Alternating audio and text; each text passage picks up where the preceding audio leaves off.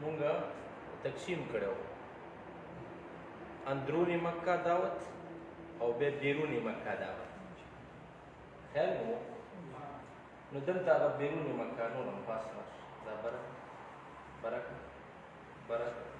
دلته داسې راشه دس نبوي د نبوت په 10 کال په اخر کې بیرونی مکه نبی علیه السلام محنت شروع کړو د دې فراو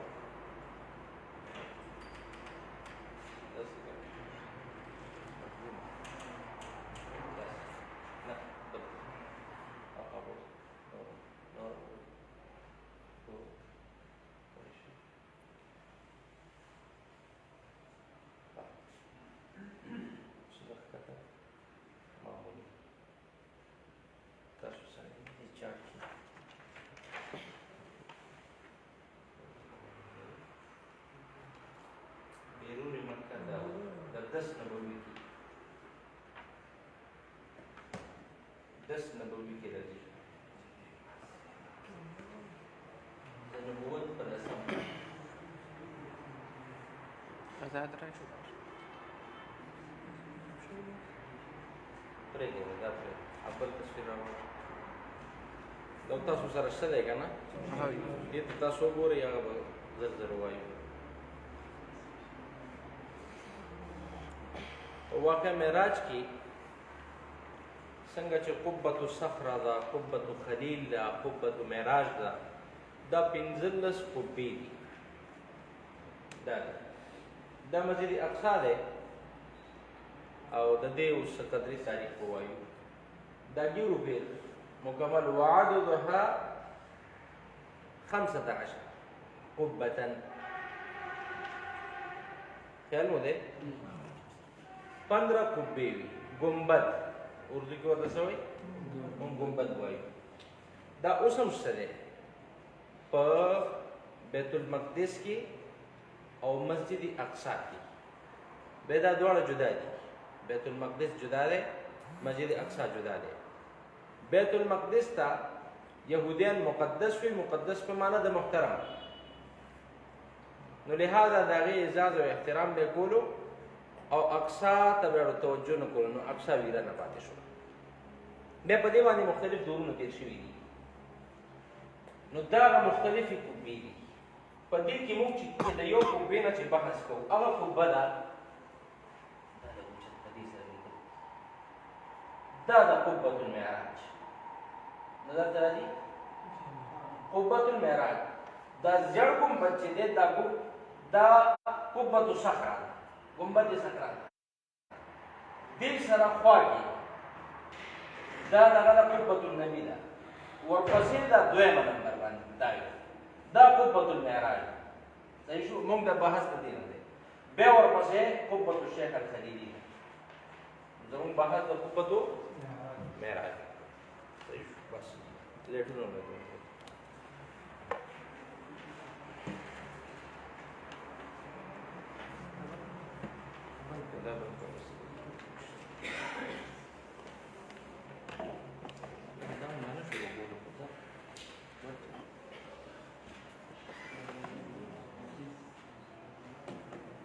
بسم الله الرحمن الرحيم نحمده ونصلي على رسوله الكريم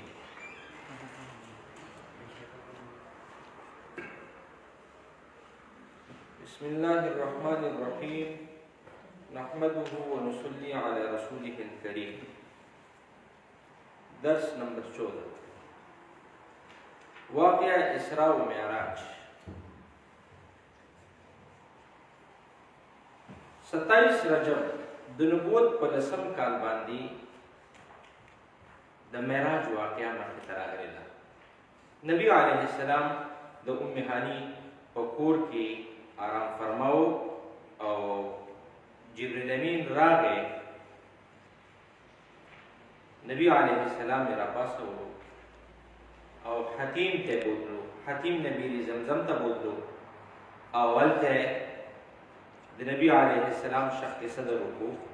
او په زمزم سره د نبی علیه السلام زړه مبارک وینځلو بیا په براق باندې دغه ځینا سوار کو او جبرائیل امین او نبی علیه السلام د سفر روان شو چې دا زمینی سفر دی. په لاره کې د کجورو یو ځمکه راغله، هلته کې دوی د براق نه کوز شول او نبی علیه السلام دلته 2 رکعته لمونځ وکړو.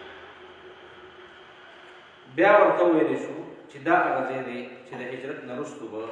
تاسو دلته اول راځئ. بیا وادي سینا ته نبی علیه السلام هلته کې د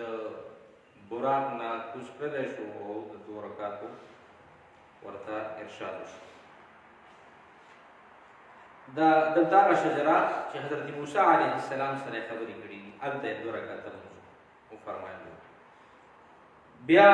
سفر روان شو د حضرت شعیب علیه السلام علاقې ته چې ورسېدل، هلته بیا 2 رکعته لمونځ وفرمایلو. بیا بیت اللحم یعنې فلسطین چې هغه مولد عیسی علیه السلام دی، د عیسی علیه السلام ځای پیدایش، هلته کې 2 رکعته لمونځ وفرمایلو. او بیا بیت المقدس یعنی مسجد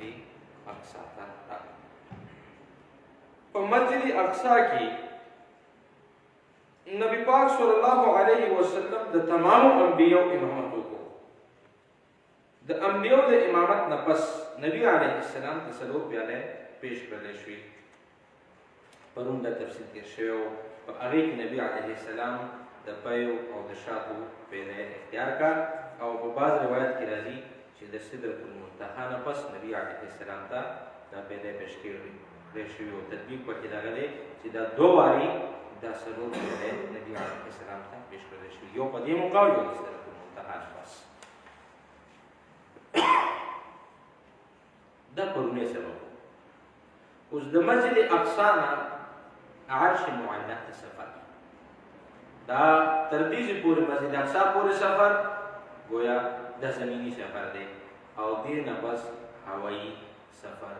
یا فضایي سفر یا آسماني سفر شروع کیږي. خو مسجد اقصی د دې لږ قدرې تاریخ،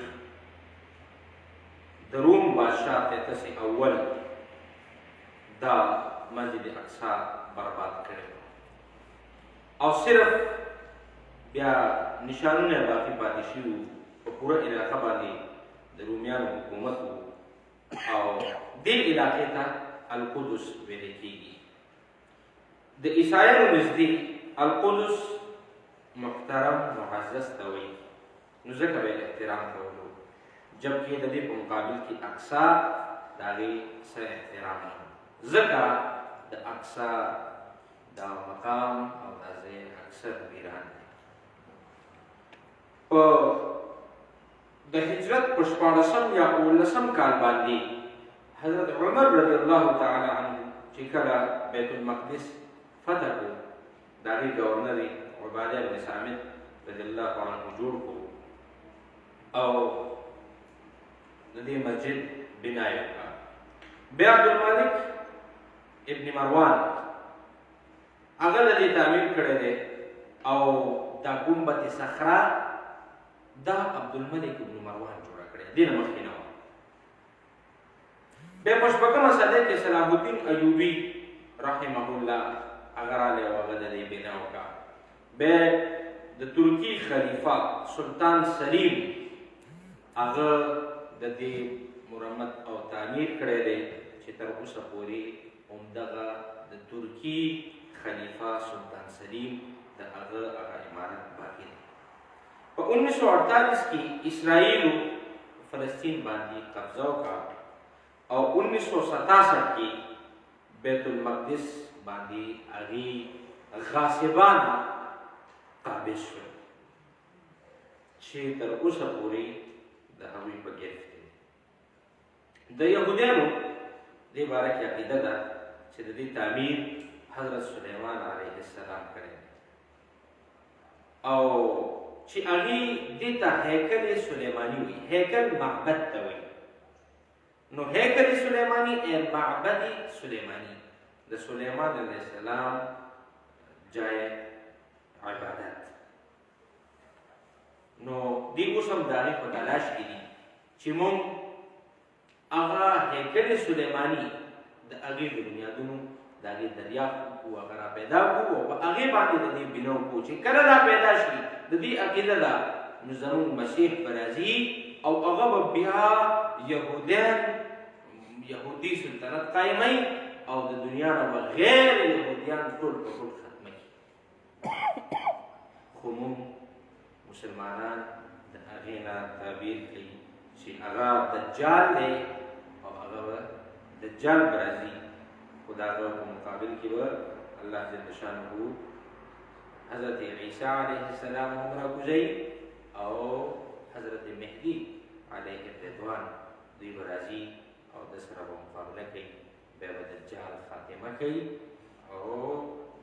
په پوره دنیا کې به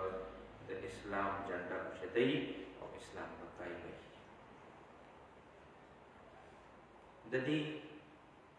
هیکل سلیمانی د یو دیوال نه سوا نور څه د دې د علم مطابق څه نه دي پاتې چې هغې ته دې دیوارې ګیریا وکړي ګیریا جړا ته وایي یعنې او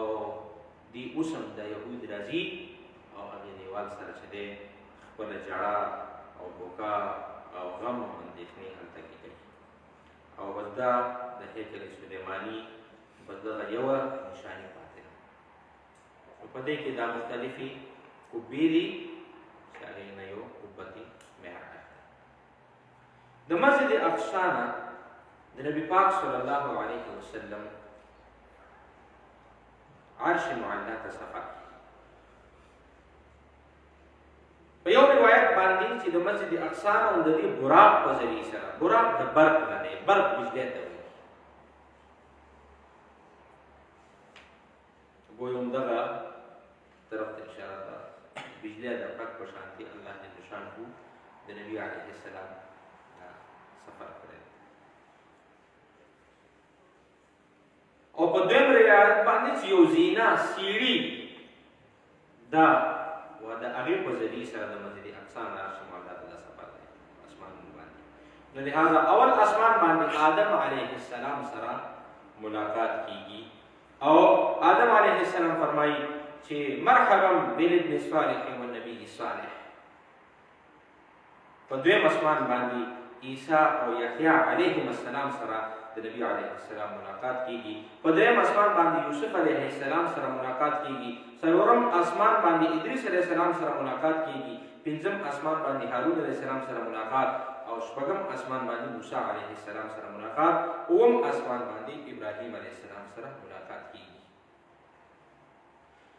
اسمانونو نه پس او اسمانونو پار کولو نه پس نبی پاک صلی الله علیه وسلم سدرۃ المنتهى ته رسي جبرائیل امین په دغه ځای کې نبی پاک صلی الله علیه وسلم په خپل اصلي شکل کې لیدلی دی جبرائیل امین دلته پاتې کېږي او د مدني جانان سفر د جبرائیل امین نم اعلی دی بالا دی اوچت دی نبی علیه السلام د دې نه مخکې ځي نبی علیه السلام ته جنت ښودلی کېږي جهنم ښودلی کېږي د هغې نه مزید نبی پاک صلی الله علیه وسلم مخکې ځي تر دې پورې چې صریف الاقلام مقام ته رسي چې څومره قلمونه الله جل شانه لکه حدیث پاک کې راځي چې اول ما خلق القلم فقال اكتب فقال ماذا اكتب حدیث کې راځي الله جل شانه قلم پیدا کړی دی نو د هغې د قلمونو د لیکلو آواز چې هغې تقادیر لیکي دغې مقام ته ورسېدو د هغې نه وړاندې الله جل شانه سره د هم کلامه شرف الله جل شانه زمون امام الانبیاء محمد مصطفى مجتبى صلی الله تعالی علیه وسلم ترسیب کو اوس دلته اختلاف دی چې آیا دا دیدار شوی دی او که نه دی شوی نو دې کې اختلاف دی څوک د دیدار قایل دي لکه عبدالله ابن عباس رضی الله عنهما د دیدار قایل دی او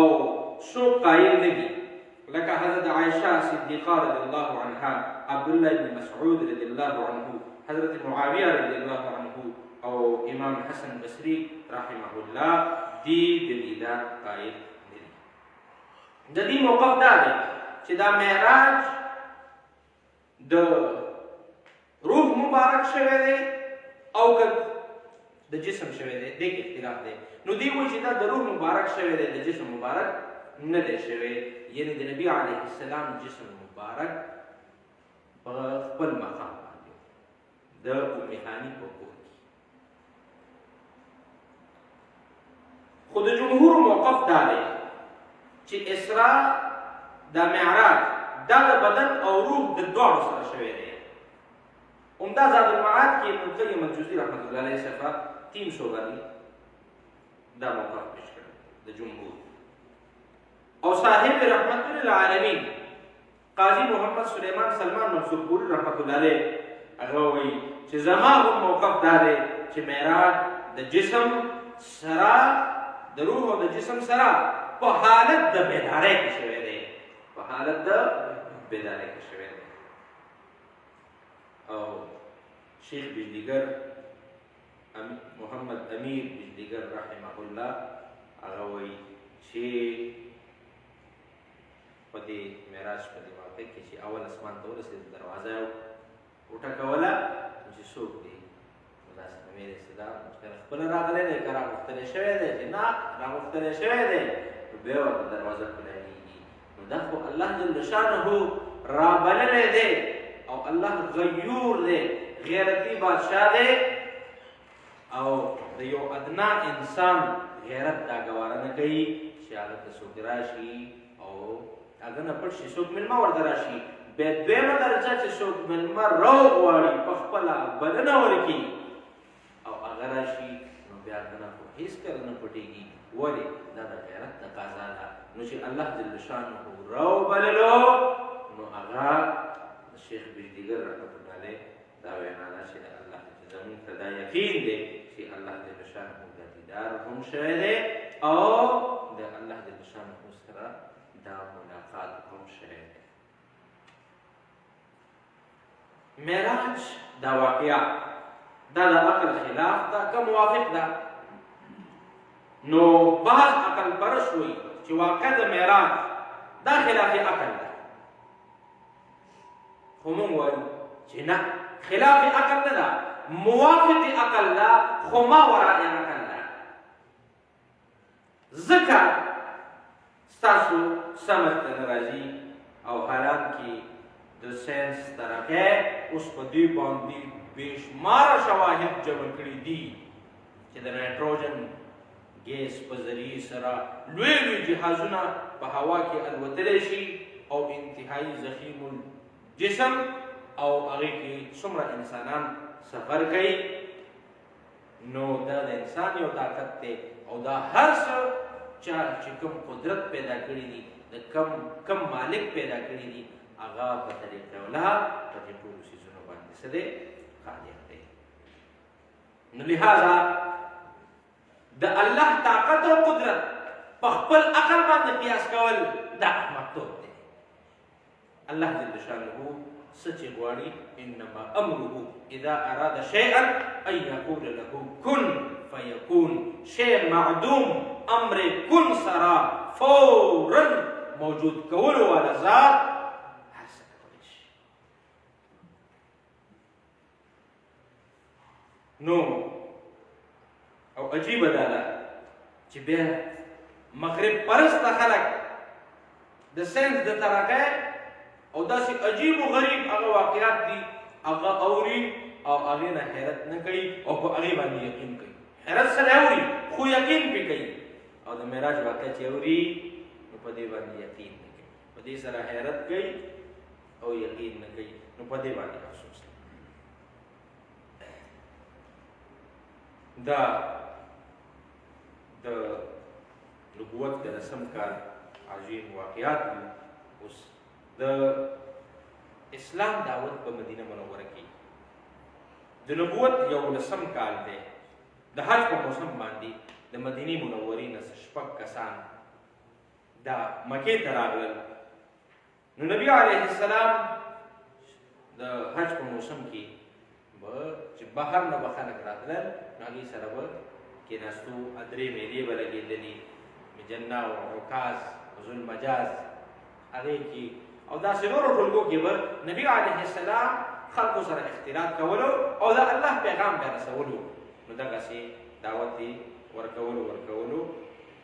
منا ته ورسېدو په منا کې د شپږو کسانو سره ملاقات وشو دا شپږ په شپږ مسلمانان شو را روان کال باندې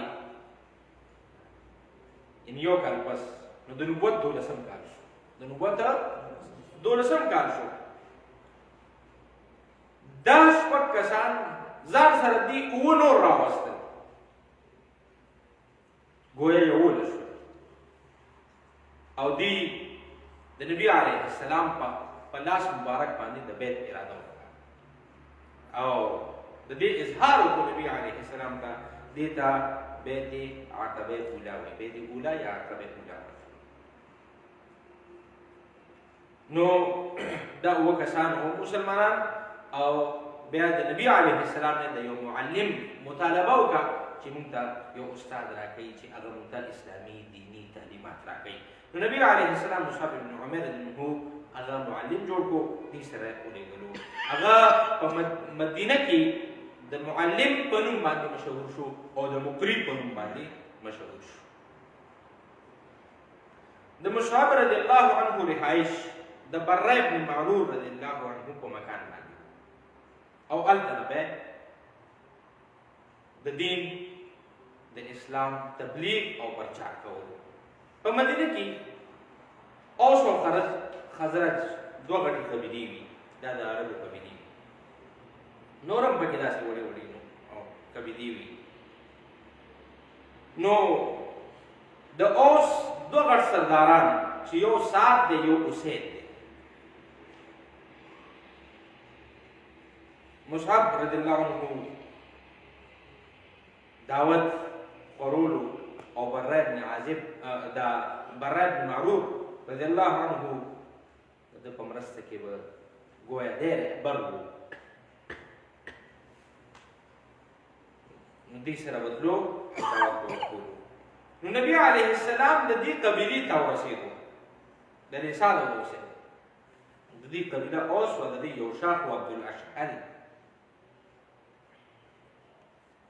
نو سعد ته پته ولګېده نو سعد اسید ته وویل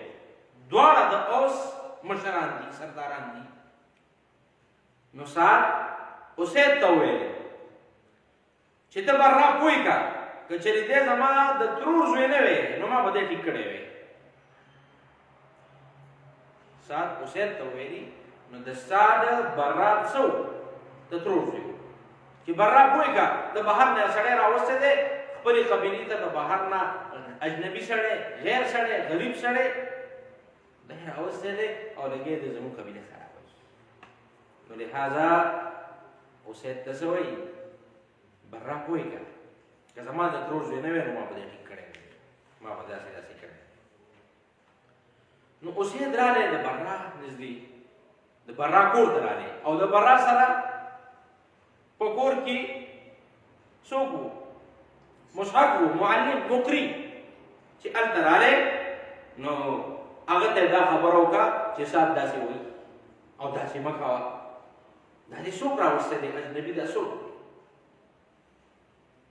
نو حضرت مصعب رضی الله عنه ورته وویلې اسید ته وویلې چې که چېرې ته زما خبره واورې لږ ما ته غوږ شه که زه ټیک ویم خو ومنه قبولېږه که غلطه ویمه نو ردې کړه اسید ورته وویل دا خو ډېره د انصاف خبره ده استاد لېږلی د څه لپاره دی او ما مې نسې کېږي نو سعد ورته ویل دا خو بلکل د انصاف خبره ده وایه ته څه ویې نو هغه ورته د اسلام بنیادي تعلیمات وویل اسلام پاکی تقوا طهارت مونږ عبادت داسې څیزونه ورته د بشرګۍ او د همدردۍ دی ورته ذکر کړل دا خو ډېرې ښې خبرې دي او د دې خبرو په یو عجیب اثر وشو چې ستاسو دین ته څوک داخلېږي څنګه داخلېږي هغه ورسره وکړه او کلمه شهادت یې پرې باندې ویله اسلام ته داخل شو شو اسید مسلمان شو اسید استاد ته راځي نو استاد چې ګوري نو استاد ورته وایي اسیده چهره دې بدله شوې ده څه چل شته نو خپل اسلامي د سات نه پټ ورته وایي هسې مړه خبره خو هغه ټیک کوي دا بخاري د معلم یعنی مصعب رضی الله عنه خبره خو ټیک کوي خدا پرېږدي نو بله مسله ده دا اوس دې د خپله ځانه کوي مطلب یې د دې نه دا دی چې سات د مصعب رضی الله عنه سره خپله ملاقات وکړي نو چې ملاقات وکړي نو حق او باطل ټکراو دی الله دې نشانه په حق ته فتح ورکړي او د سات کفر به په اسلام الله بدل شي څنګه چې اوسې کفر په اسلام باندې بدل شو نو مسله بله ده تا خو زه دې له وړاندې کړی وم دمکیه دپاره چې برا ته ووایه چې ستا د ترور زوی دی چې سات وایي چې دا څه کیسې دې شروع کړې ده پردی سړی دې راوستی دی او زموږ قبیله خرابوي داسې داسې کوي نو یاره پرېږده مسله بله ده مسله دا ده چې یو قبیله لګیا دی د برا د قتلولو اراده لري نو بس سات د اوس سردار دی د اوس قبیلې تیش کې رالو چې ښځه به موجود یم او زما د ترور زوی به څوک قتل کړي نو بس خپله راپاڅېدی او سیده ورغلی د برا ابن معروف رضی الله عنه کور ته چې هلته ورسېدی نو هلته خو حضرت مصعب رضی الله عنه نو چې هلته ورسېدی او په ماجره باندې پوه شو چې هلکه اسید خو ما سره چل وکړ په دې باندې دا سات پوه شو او برام مې پوه شو مصعب رضی الله مې پوه شو نو حضرت مصعب رضی الله د سره بیا کلام او درته وایي چې ته لږ زما خبره واوره که چېرې زما دا خبره ټیک وي خو په کار دی چې وي منې او که چېرې غلطه وي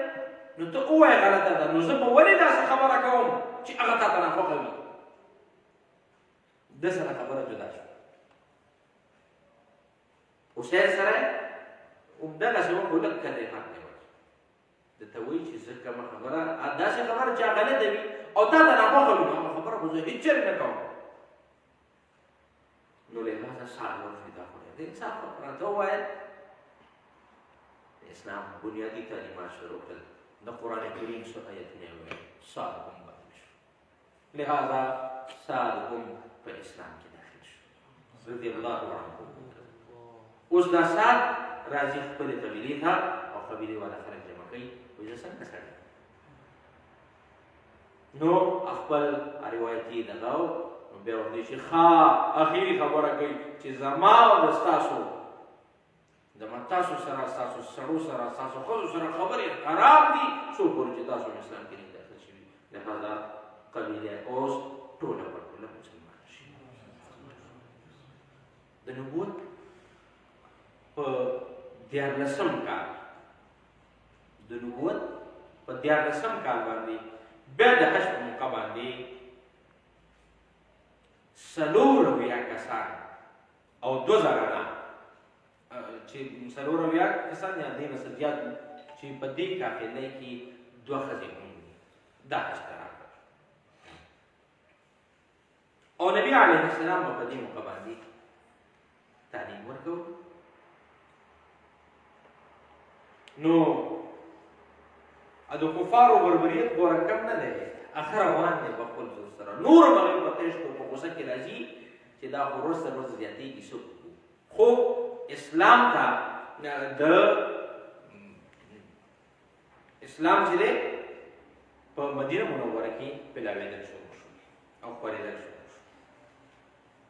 نو دا خلک چې راغی په دې د نبوت په 14 کال باندې 4 کسان یا د دې نه څه د پاسه زیات چې ورکې په دې قافلې کې 2 ښځې وي دا راغلل نو نبي علیه السلام د خپل معمول مطابق په طریقې سره ځای په ځای باندې خلکو سره ملاقات کولو د اسلام طرف ته راغلل او خپل پیغام د الله طرف نه چې کوم ملو هغه رسول نو دغه خلکو نبی علیه السلام ته پیغام ورکړو چې موږ تاسو سره ملاقات غواړو او بیعت غواړو ستاسو په لاس باندې. دا هغه بیعت ثاني دی او دې ته عقبه ثاني وایي چې دا د نبوت په 13 کال باندې د حج په موقع باندې نبی علیه السلام الغرض ایام تشریق په شپو کې د یو شپې انتخاب وکړو او هغې سره وخت تېر کړو. په هغې مقرر وخت باندې ځان سره خپل تره حضرت عباس رضی الله عنه کو او د مینا په مقام کې دا د مدینې دا خلک وو دا قافله او دې ته ورغلې هلته دوی سره ملاقات وکړو خفیتاً چې کله ټول خلک وده وو په داسې شپې سره اخري حصه کې او دې خلکو د نبي علیه السلام په لاس باندې بیعت وکړو. نو د نبی علیه السلام تر حضرت عباس رضی الله عنه د مدینې دې خلکو ته ویلي چې ما د دې خپل وراره ویلي دي صلی الله علیه وسلم چې تاسو د مدینې خلکو دا غواړئ چې زما د وراره ځان سره بوځئ. نو ګوره تاسو ته دې پته وي چې زما د وراره دشمنان ډېر دي او که تاسو ځان سره بوتلو نو ټول عرب به ستاسو خلاف ودرېږي او ابو دومره زور کوي چې تاسو به مجبورئ. نو که تاسو به واپس ورکړو نبي علیه السلام او نعوذ بالله ورته نقصان ورسوي. نو هغې وایي چې نه موږ به داسې څنګه کوو او نبي علیه السلام به څنګه ورکوو داسې نشي کېدلی. نو دی د نبي علیه السلام په حفاظت باندې کلکه وعده وکړه. نو نبی پاک صلی الله علیه وسلم دې سره بیا په څو خبرو باندې دغه وعده وتړله او بیا دې نه واخیستلو. اولنۍ خبره د هغې دا وه چې په هر حال کې به د الله تعالی د رسول اطاعت کوئ. دې په دې باندې بیعت وکړو چې بلکل هر حال کې به د الله تعالی د رسول اطاعت کوو. دویمه خبره چې هر حال کې به د الله تعالی دپاره خرچ کوو. په دې باندې بیعت وکړو. درېیمه خبره چې امر بالمعروف او نهي عن المنکر به کوئ. په دې باندې بیعت وکړو. څلورمه خبره چې د چا د ملامتۍ به څه پروا نه کوئ بغیر د الله تعالی او الله تعالی دپاره به چې دی ودرېږي. د چا د ملامتیا به هېڅ پروا نه کوئ او الله تعالی دپاره به ودرېږي. په دې باندې بیعت وشو. او د الله د رسول به په هر حال کې مدد کوئ. دا پنځه ګټې خبرې وي الرفیق المختوم غیر ذکر کړي دي. نو په دې باندې بیعت وشو. په دې پنځو خبرو باندې بیا دې ټولو دا قبول کړه. یو صحابي حضرت عباس ابن عباده خزرجي دې پاسېدو او په خپل دې قوم باندې د مدینې د خلکو په دې باندې دا خبرې پخولو لپاره بیا وویلې او چې دا وعده دې پخه کړي چې تاسو ته معلوم ده د دې بیعت او د دې خبرو څه مطلب دی. د دې مطلب خدا دی چې ګوره پوره عرب به ستاسو خلاف کېږي او هغې به تاسو سره ټکر کوي. تاسو خو بیا د نبي علیه السلام رسته خو نه پرېږدئ. نو هغې وویل چې نه او د بیت دا مطلب دی نو موږ ټول دې دپاره تیار یو او هغې که هر قسمه بدله موږ نه اخیستلی شي واده کړي. نو په دې باندې بیا په دې کې چې عرض وکړو تپوس وکړو چې د دې په بدله کې به موږ ته څه ملاویږي چې لکه موږ دومره غټ جنګ په خپله ذمه باندې واخیستو. نبي علیه السلام زه انشاءالله تعالی به تاسو ته ډېر وسیع و عریض جنت درکوي. نو بیا ټول وویل چې او موږ ته قبول دی. دې نه پس نبي پاک صلی الله علیه وسلم 12 نقیبه نګرانه په دې کې مقرر کړل چې هغې کې 9 خزرجي وو د قبیلې خزرج نه او 3 چې دی د قبیلې اوس نه وو. د خزرجي هغه 9 کسان دي: اسعد بن زراره، سعد بن ربيع، عبد الله بن رواحه، رافع بن مالك، براء بن معرور، عبد الله بن عمرو بن حرام او عباده بن سامت او سعد بن عباده او منذر بن عمر او دا 9 کسان دا خزرجي نگرانان نقیبان مقرر شول. او 3 هغه اسید بن حزیر او سعد بن خیثمه او ابو الهیثم رضی الله عنهم اجمعین دا نقیبان نبی پاک صلی الله تعالی علیه وسلم مقرر کړل بیا دې خلکو ته تاکید وکړو چې دا خبره به خفیه ساتئ ګوره د دې نه څوک خبر نشي خو سهار ته پته ولګېده او په مکه کې دا خبره خوره شوه چې په مینا کې څه شوي دي او د مدینې څخه خلک مسلمان شوي دي او هغوی د نبي علیه السلام سره دا وعده کړې او یا نبي علیه السلام ځان سره بوتلل غواړي نو لہذا د مکې مشرکان ظالمان دې ته مینا ته ورسېدل دین یې تپوس وکړو نو دې د ناعلمۍ اظهار وکړو چې موږ ته پته نشته دی وروستو بیا د مکې والاو ته پته ولګېده چې دا خبره خو هلته رښتیا ده نو چې کله د مکې خلک مکې ته راغلل او د مدینې خلک چې د مدینې طرف ته روان شول نو دغه دوران کې دې ته پته ولګېده نو بیا خو دې دومره نور هم پتې شو او انتهایی غیظ او عذب کې وو نو دې د دغې قافلې تعاقب وکړو او دې پسې وروستو روان شول نو قافله خو مخکې وتلې وه البته د قافلې نه یو سړی چې هغه سعد بن عباده رضی الله عنه هغه لږ وروسته پاتې شوی نو هغه د دې لاسته ورغلو او هغه یې رونیو راکاږلو وهلی یو نو د مکې په سردارانو کې یو سردار دی مطعم ابن عدي هغه چې کله حضرت سعد بن عباده ولیدو نو ویې پېژندلو چې کله به د دې مطعم ابن عدي د مدینې طرف ته بدلل کېدل نو دې سعد بن عباده رضی الله عنه سره به پاتې کېدلو نو هغه سره څه جان پهچان و نو دې مطعم ابن عدي ورته ویلې چې پرېږدئ ما دا سړی مسله نیولی دی نو هغه ترېنه خلاص کړو او دغسې دا قافله مدینې ته ورسېدله نو دلته اوس نبی علیه السلام ته د هجرت حکم کېږي او هجرت په کومو صورتونو کې کېږي چې کله داسې علاقه وي چې مسلمان ته هغې کې د دین په اعتبار سره خطرې وي او بېدیني په هغه باندې مسلط کېږي په دین خو عمل نشي کولی چې بېدیني پرې جبران مسلط کوي نو داسې ځای نه علاقې نه د پرېښودلو اجازت څه چې حکم کېږي بیا او داسې ځای پرېښودل گویا فرض دی نو په مکه کې د نبي علیه السلام پاتې کېدل انتهایی مشکل وو او نبي علیه السلام اسې د څه مسلمانان د دې نه مخکې حبشې ته لېږلي وو اولادي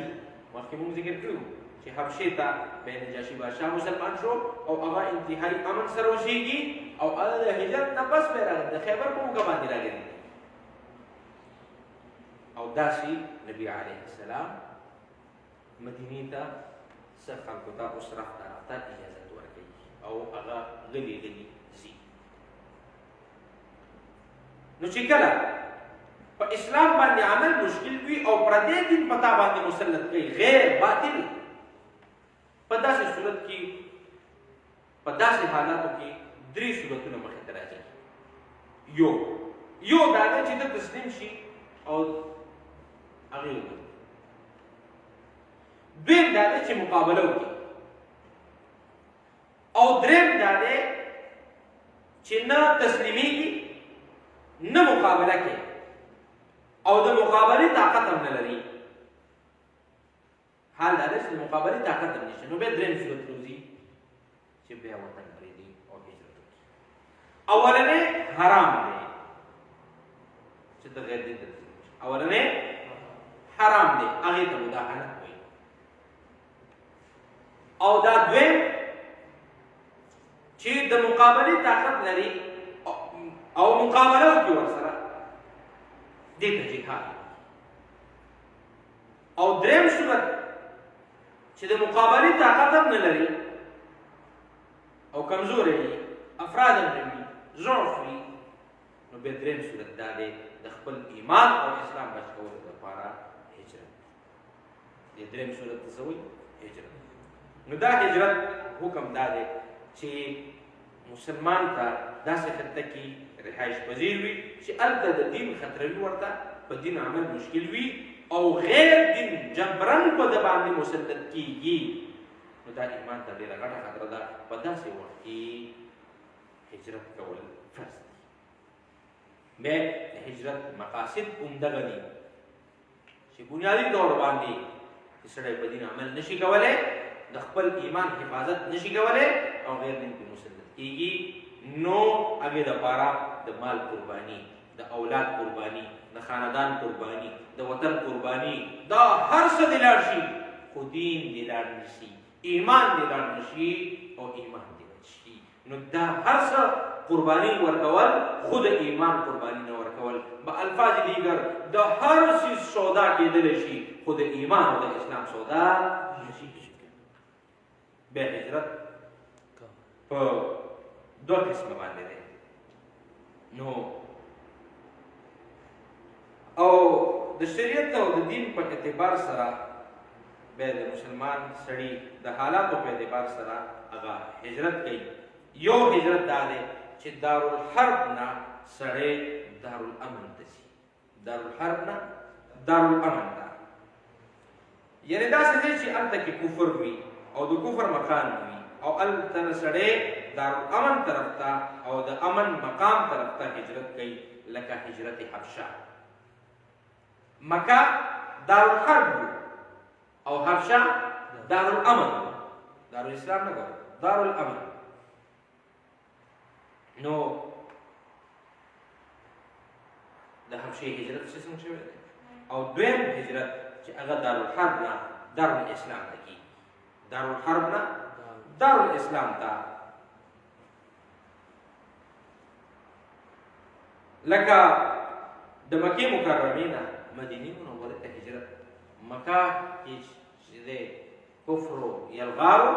د کفر بربریتو او د کفر جبر و استبدادو،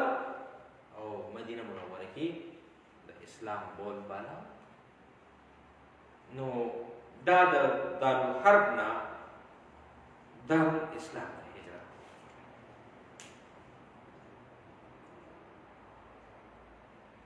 چې کله د مکې مشرکان د نبی علیه السلام د دې خبرې نه خبر شول، دومره په غیظ و غضب کې راغلل چې بیخي لیوني شوي او تقریبا په دوه نیمو میاشتو کې نبی پاک صلی الله علیه وسلم غلي مسلمانانو ته به اجازت کولو چې تاسو مدینې منورې ته ځئ، دارالاسلام ته ځئ، دارالحرب نه د دارالاسلام ته ځئ. نو مسلمانان به رفته رفته لږ لږ خفیه خفیه پټ پټ دا به تلل او مدینې منورې ته به تلل او هلته به خپل اسلام او ډېر د خوشحالۍ ژوند ته به تلل. په دې کې حضرت عمر رضی الله عنه داسې دی چې دې کله هجرت کولو د نبي علیه السلام نه اجازت مېلو شو، نور مسلمانان هم ځي، نو راغلی د بیت الله شریف خلاف ونیولو، هلال یې وکړو. څوک خپله ښځه بورول غواړي، څوک خپل بچي یتیمانان غواړي، نو رادې شي د عمر مخه دې ونیسي. نو د چا هم همت ونه شو. سبل الهدى والرشاد په عربي کې ډېر بهترین او مضبوط ترین کتاب دی د سیرت، سبل الهدى والرشاد. هغې نقل کړی دی د حضرت عمر نه دا واقعه. نو د چا هم همت ونه شو او د دې اړ کې کوئی کمزوري مسلمانان هم هغې هم مخه وکړه او مدینې منورې ته هجرت وکړو. او داسې نبی علیه السلام، ابوبکر صدیق، حضرت علی رضی الله عنه او څلور داسې کمزوري مسلمانان چې هغه د خپلو رشته دارانو یا د نور چا زیر اثر وو، بس هغه چند د شمېر څه کسان چې د مسلمانانو نه پاتې شوي، باقي تقریبا ټولو په دوه نیمو میاشتو کې مدینې ته هجرت وکړو. او د الله جل شانه دا حکم وقل رب ادخلني مدخل صدق واخرجني مخرج صدق واجعلني من لدنك سلطانا نصيرا. دا چې نازل شو نو دې کې د اجازت وو د هجرت. نو نبی علیه السلام هم د هجرت لپاره تیاری شروع کړه او هلته کې عقبه ثانیه د مدینه منورې د خلکو سره بیعت هم شوی و. ستاسو وړاندې تېر شو چې که چېرې زه راشم تاسو طرف ته او ټول خلک ټول عرب مخالف شي نو بیا داسې وي ستاسو مخکې. نو دلته د مکې په مشرکانو باندې اور ولګېدو چې زه اوس نبي علیه السلام خو هسې هم یوازې پاتې دی، بس چند شمېر څه کسان دي ورسره داسې به وکړو او د قتل منصوبې بس اوس بله لاره نه وه. په تمامو منصوبو کې قسمه قسم تکلیفونه دې ورکړل او په هغې کې به ناکامېدل او نبي علیه السلام به حوصله نور هم مضبوطېده او د دې مشرکانو حوصلې به پس کېدلې. خو ولې په تعصب کې راغلي وو، حالانکې د نبي علیه السلام صداقت پې باندې واضح او ښکاره و، خو بیا هم په دې محنت کې وو. نو دارالندوه د یکم ربیع الاول کې د هجرت په اول کال باندې دې په دارالندوه کې د حتیم سره نږدې ګویا په خانه کعبه کې د حتیم سره نږدې دا د دوی پارلیمنټ هاوس و، دلته کې به دوی کېناستل، دارالندوه به یې ورته ویله او دلته به دوی مشورې کولې. نو د نبي علیه السلام د قتل متعلق لګیا دي چې داسې به وکړو داسې به وکړو. یو سړی راغی چې اجنبي دی، څوک یې نه پېژني او دا شیطان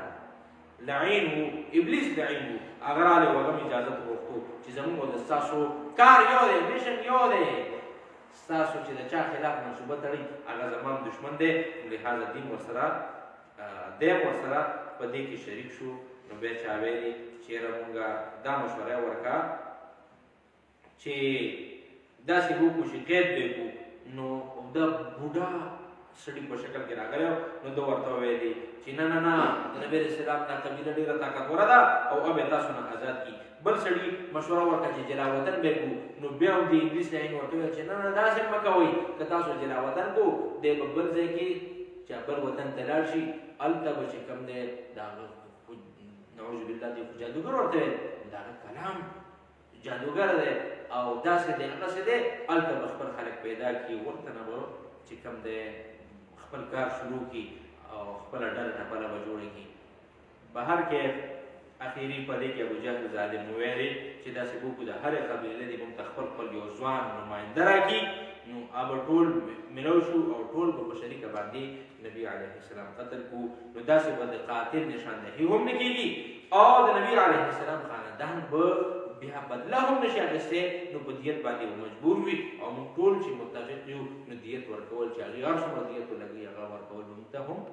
اسان وي. لهذا په دې باندې اتفاق وشو چې داسې به وکړو. دې نه پس نبي پاک صلی الله علیه وسلم د هجرت اراده لري او هغې دپاره چې دی د منصوبه کوي او تیاري کوي. دې نه پس هجرت شروع کېږي. صلی الله تعالی علی خیر خلقه محمد وعلى آله وسلم.